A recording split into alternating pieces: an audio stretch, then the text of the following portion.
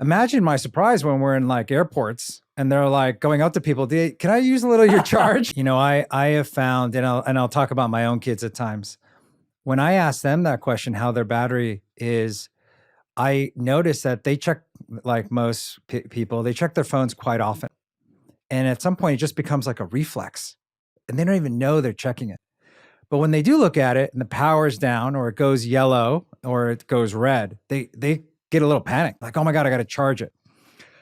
Imagine my surprise when we're in like airports and they're like going up to people, can I use a little of your charge?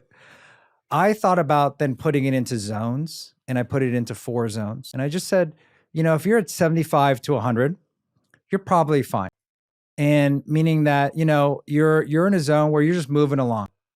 If you're at 50 to 75, you're probably in a place where you might need to start to think about how you may want to recharge.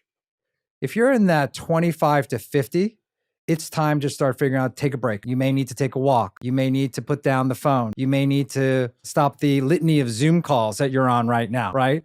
And if you find yourself 0 to 25, that's a real kind of indicator for you to say, hey, something's probably not right. And I need to really kind of take a hard stop and figure out how I recharge. And recharge can happen in a number of different ways. And so I've often talked about when I've gotten into that zone, I just kind of almost go for a walk. I sometimes go outside. I take some deep breaths. I do a number of things. Sometimes I may need a workout. A workout really helps me to recharge on a personal front. And everyone's a little bit different and they'll go to different techniques. And so in the book, I list a lot of things in the book that you may do. You may do 1, 2, 3, 4, or all of them. And they're just really techniques for you to figure out what works for you.